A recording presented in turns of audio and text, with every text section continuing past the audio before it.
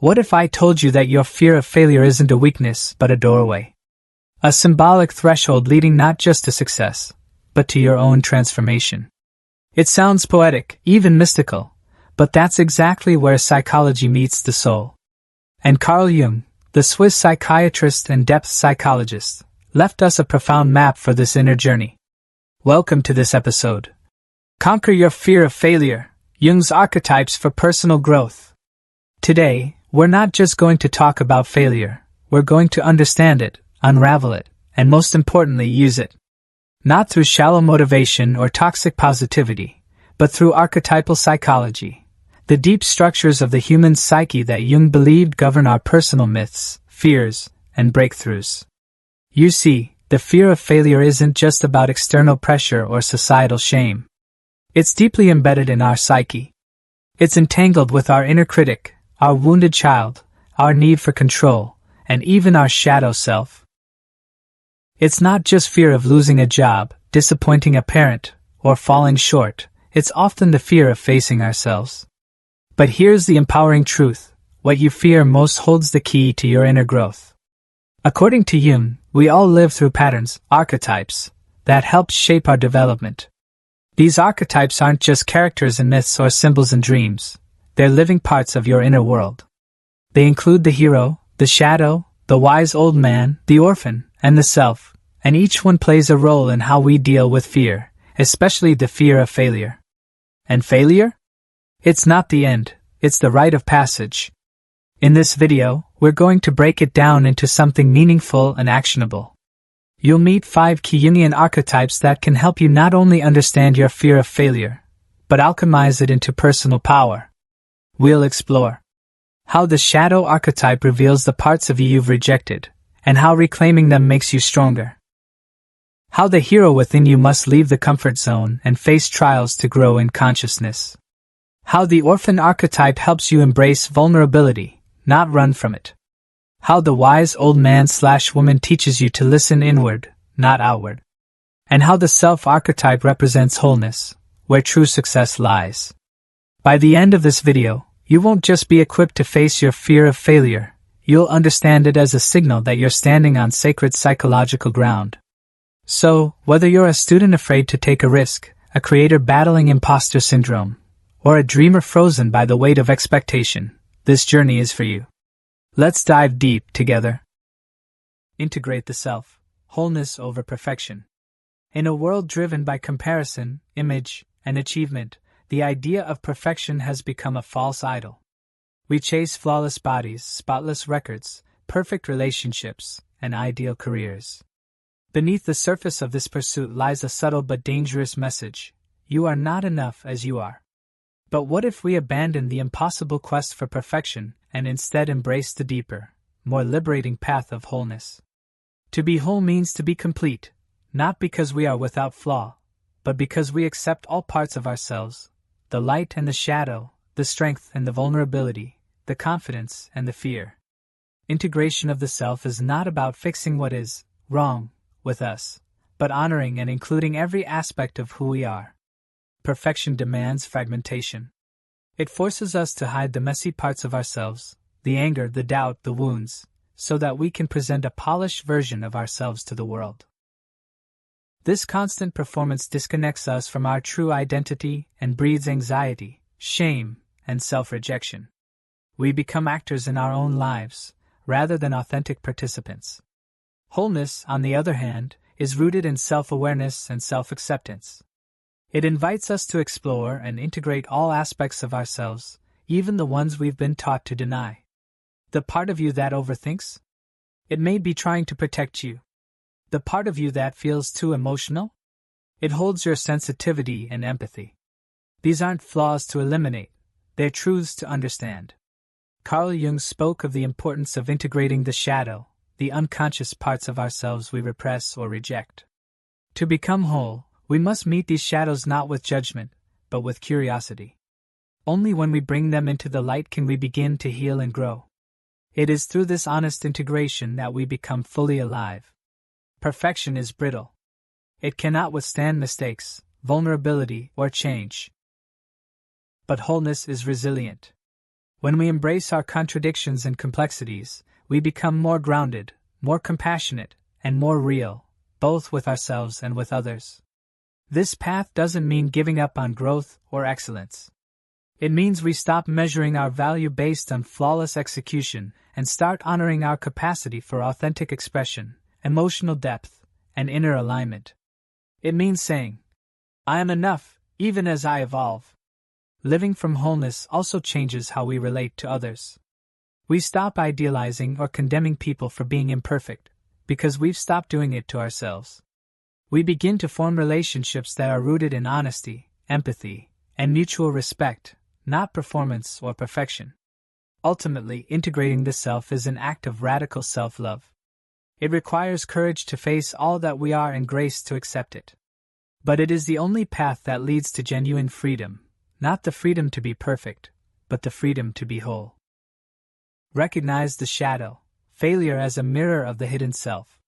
In the world of personal growth, few ideas are as powerful and transformative as Carl Jung's concept of the shadow.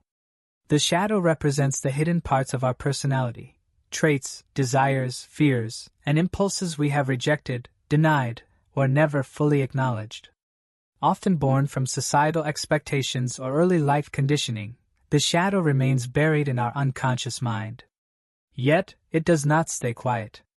It shows up unexpectedly, and one of its most powerful expressions is through our fear of failure. Recognizing failure as a mirror of the hidden self, the shadow, is the first step toward true self-awareness and growth. Failure has a way of making us feel exposed. It challenges our image, breaks down our carefully crafted defenses, and forces us to confront parts of ourselves we might prefer to ignore. That sinking feeling when we don't succeed, shame, anger, insecurity, isn't just about the situation. It's often about the internal voices we've tried to silence. These emotions reveal the shadow. Failure, then, isn't just a setback, it's a message from within, asking us to look deeper. For example, if someone fears public speaking and experiences failure during a presentation, the discomfort may not just stem from the event itself. It might be reflecting a hidden fear of not being good enough, a belief formed in childhood that any mistake equates to unworthiness. Or someone who avoids starting new projects out of fear they won't succeed may actually be battling an inner critic that punishes risk and imperfection. These unconscious beliefs and patterns are the domain of the shadow. By recognizing this, failure becomes more than a defeat, it becomes a revelation. It tells us what we still need to heal, what we've kept in the dark, and where we're holding ourselves back. When we approach failure with curiosity rather than shame, it becomes a powerful teacher. We stop asking, "What's wrong with me?" and start asking, "What is this experience trying to show me about myself?" Integrating the shadow means acknowledging that we are not just our successes, strengths, or achievements. We are also our doubts, insecurities, and limitations, and that's okay. In fact, it's essential. When we accept these parts without judgment, we begin to reclaim our wholeness. Failure becomes less of a personal attack and more of a guidepost pointing us toward growth. In the end, the shadow isn't our enemy. It's our unseen self waiting to be seen. By recognizing that failure reflects our inner world, we unlock the door to deep transformation. We stop running from what we fear and instead learn to walk alongside it. In doing so, we become more compassionate, grounded, and authentic individuals, no longer defined by our failures, but shaped by what they helped us uncover within. Activate the hero archetype, courage through conscious struggle. Every human being carries within them the potential to become a hero, not the kind seen in myths or movies, but a deeper, psychological version described by Carl Jung, the hero archetype. This inner figure is not about slaying dragons or wearing capes. Instead, it's about facing the internal dragons, fear, self-doubt, and failure, that stand in the way of our growth. The hero's journey, according to Jung, is a process of individuation, where the conscious self undertakes a meaningful struggle to become whole. In this journey, courage isn't the absence of fear but the commitment to move through it consciously and purposefully. The hero archetype represents the part of us that longs to overcome adversity and strive for greater self-awareness. We often wait for external motivation or the perfect moment to change, but real transformation begins the moment we answer the inner call to face our struggles. Life is full of uncertainty, rejection, and setbacks, and it is in these moments that the hero awakens, not because everything is going well, but because it isn't. The conscious decision to confront our challenges, rather than avoid them, marks the first step of activating this archetype. But courage isn't blind. It requires self-reflection and intention. The conscious struggle means we don't just react emotionally or impulsively to life's obstacles. We reflect, adapt, and move forward with awareness. For example, someone afraid of failing in a creative career might continually delay pursuing their passion. Activating their hero means they begin despite fear, knowing the path will be difficult but worth it. They're not guaranteed success, but they are guaranteed growth. What makes this struggle meaningful is that it's personal. No two heroes face the same trials. Your unique wounds, fears, and dreams form the path you're meant to walk. By committing to this path consciously, you rewrite old stories of helplessness and replace them with narratives of resilience. The hero doesn't seek perfection, they seek integration. They fall and rise again, learning something new each time. Importantly, the hero archetype also teaches us that struggle is not failure. It is transformation. The caterpillar must dissolve to become a butterfly. The seed must break open to grow. So too must we endure emotional storms, existential confusion, and internal battles to awaken our true potential. The courage to persist through discomfort, loneliness, or doubt builds the very strength we need to thrive. In a world that often prizes convenience, instant results, and surface-level success, choosing to live heroically means walking a different path. It means saying, "I will not run from my fear, I will walk with it." By activating the hero archetype, we become not only braver but also more conscious, compassionate, and whole. The hero's journey isn't out there somewhere. It's already begun, inside you. Transform the inner critic, from saboteur to wise mentor. We all know the voice, that persistent, internal monologue that whispers, or sometimes shouts, doubts, fears, and criticisms. It tells us we're not good enough, smart enough, talented enough. This inner critic, while often harsh and unforgiving, is something every human experiences. For many, it functions as a saboteur, chipping away at confidence and motivation. But what if this voice isn't meant to destroy us? What if, instead of silencing it, we could transform it, from a ruthless judge into a wise mentor? The inner critic isn't inherently evil. In fact, it often originates from a part of our psyche that wants to protect us, from failure, rejection, or humiliation. It's shaped by past experiences, societal expectations, and internalized voices of authority figures. Its original function was likely to keep us safe, cautious, and prepared. However, when left unchecked, it becomes overly dominant and critical, stifling growth and creativity. Transformation begins with awareness. When we hear the inner critic speak, instead of reacting with fear or shame, we can pause and ask, what is this voice really trying to tell me? This shift from judgment to curiosity is powerful. For example, if the critic says, "You'll fail at this," we might interpret that as a reminder to prepare carefully, not as a reason to quit. The next step is reframing. Instead of internalizing harsh statements like, "You're terrible at this," we can reframe them into constructive feedback. "This is a skill you're still developing." This allows us to keep learning without falling into despair or perfectionism. The critic becomes a guide, not a punisher. Compassion also plays a critical role. Treating ourselves with the same kindness we would offer a friend creates space for the inner critic to soften. When we respond to our own self-doubt with understanding, saying things like, "It's okay to be scared," or "Mistakes are part of growth," we train that inner voice to become more supportive and wise. In time, the transformed critic begins to resemble a mentor, one who challenges us not to punish, but to help us grow. This mentor encourages reflection without ridicule, points out blind spots without shame, and pushes us forward without undermining our worth. The transformation isn't about silencing the inner voice. It's about evolving the relationship we have with it. Like any powerful tool, the inner critic can harm or help, depending on how we use it. When we learn to listen with discernment, respond with compassion, and refrain with wisdom, we take the critic out of the shadows and give it a healthier role in our inner world. Ultimately, the journey from saboteur to wise mentor is one of self-awareness, emotional maturity, and personal empowerment. It's a reminder that the most important conversations we have are the ones we hold with ourselves. Use the explorer archetype, curiosity over control. In a world obsessed with certainty and control, we often find ourselves clinging to routines, rigid expectations, and carefully laid plans. We're taught to chart safe paths, avoid risk, and seek mastery. While structure can offer security, it can also stifle growth, creativity, and joy.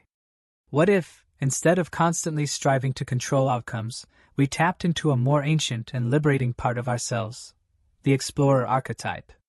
Rooted in curiosity, courage, and wonder, this archetype invites us to exchange fear for fascination and perfectionism for presence. The explorer isn't concerned with arriving at a fixed destination. Instead, their journey is driven by questions, not answers. They don't demand control over every variable. They embrace the unknown as fertile ground for discovery. This mindset is not only more adaptive in our ever-changing world, it's also deeply human.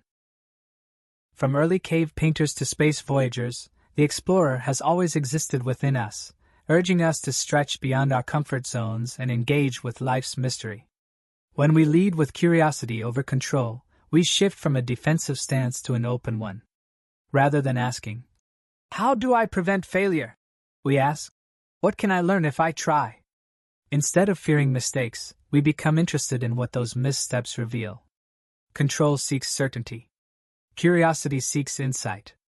This one shift, from controlling to exploring, changes how we approach relationships, creativity, learning, and even ourselves.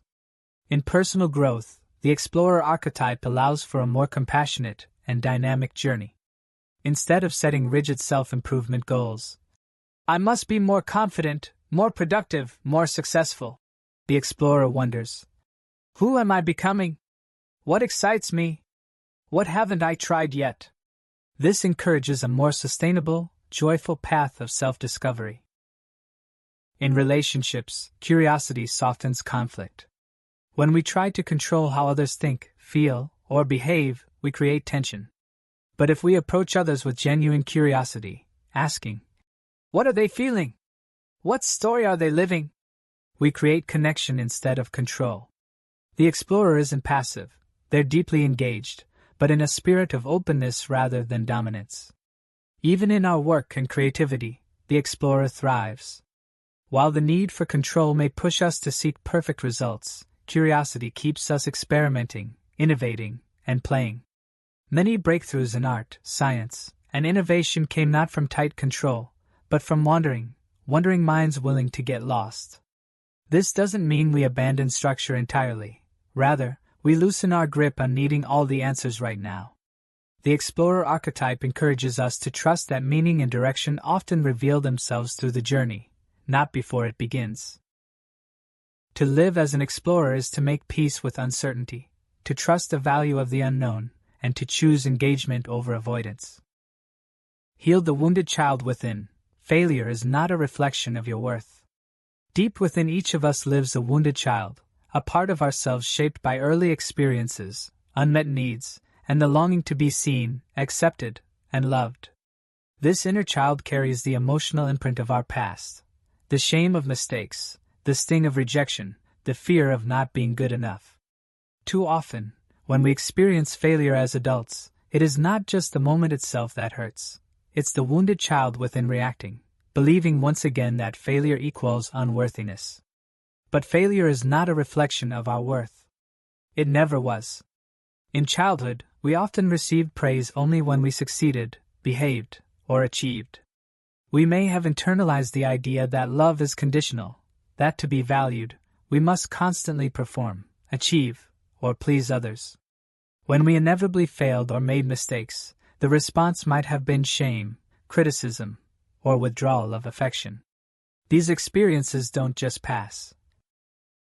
They linger in the psyche and become the lens through which we view ourselves.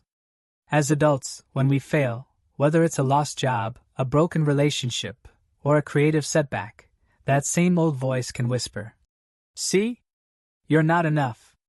We confuse the external outcome with internal value. But this is a false connection. Failing at something doesn't mean you are a failure. It means you're human. It means you tried. To heal the wounded child within, we must begin by separating failure from self-worth. One is an event, the other is your essence. Failure is temporary. Worth is not. This healing starts with awareness. When we notice ourselves spiraling into self-blame or shame after failure, we can pause and ask, who is speaking right now? Is this my adult self, or the voice of my inner child who needed approval to feel safe? This moment of mindfulness allows us to respond rather than react. Next comes compassion. Imagine speaking to a real child who just made a mistake. You wouldn't say, "You're worthless." You'd say, "It's okay. You're learning. You're still lovable." Offer yourself the same tenderness. Reparent that inner child with kindness and understanding. The language we use with ourselves matters. It becomes the foundation of how we rebuild self-trust. Reframing failure is also key. Each failure holds information, feedback, and opportunity. When we shift from, "I'm not good enough," to, "What can I learn from this?"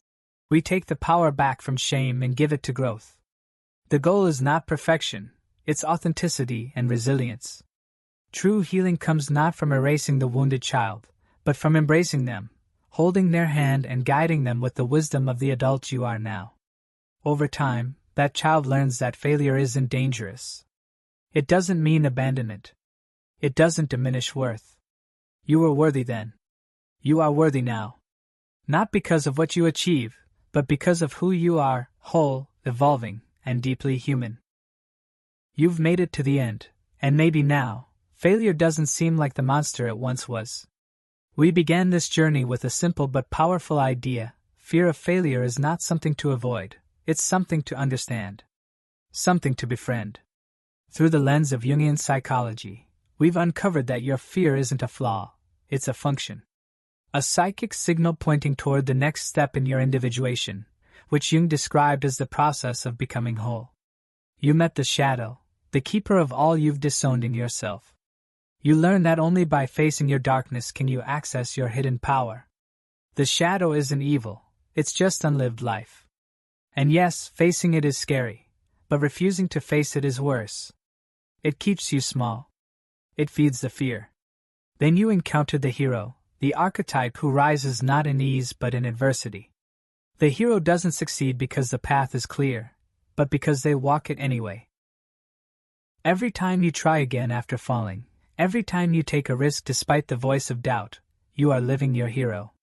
We also honor the orphan, the part of you that knows what it feels like to be hurt, to be rejected, to feel unworthy.